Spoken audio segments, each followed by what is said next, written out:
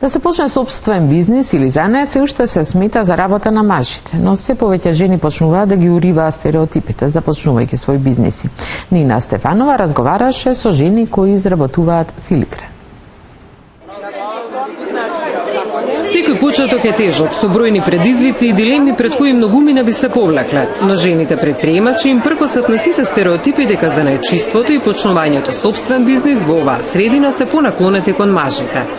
Жена занаетчи и креативец, вели за себе Јулијана Јакимовска, која со својот филигран умее да ги привлече не само домашните потрошувачи, туку и голем број странци. Интересот е голем, да, на почетокот не, додека луѓето осознаат, значи што е филигранската техника, она да постои, значи од времето, меѓутоа ние некако вметнавме некој нов начин, нов тек и на мотиви, меѓутоа и се задржавме и на традицијата. Во време на стереотипи, колку беше тешко да се успее како жена занаетчија?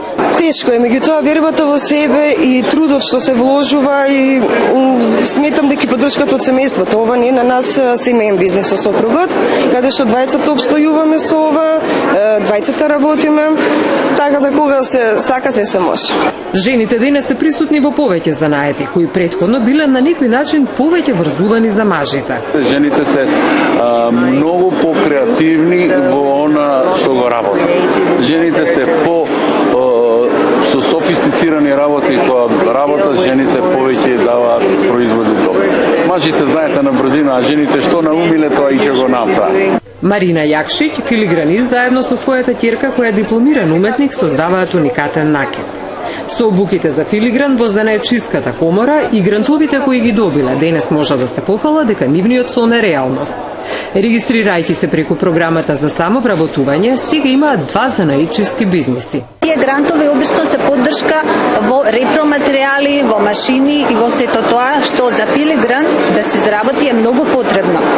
Затоа што ти кога ги имаш тие машини, ти веќе си значи самостоен, може сите тие што се потребни жици, сето тоа што е околу филигранот, можеш сам да си ги изработиш и сето тоа така почна. Жените предприемачи со поддршка на Сојузот на микрофинансиски организации, кој го имплементира проектот на УСАИД за инклузија и иновации во микрофинансирањето, заедно со занаетчиската комора Скопје покажаа ни своите животни приказни дека успехот во голем дел зависи од начинот на кој се соочувате со родовите стереотипи во едно општество.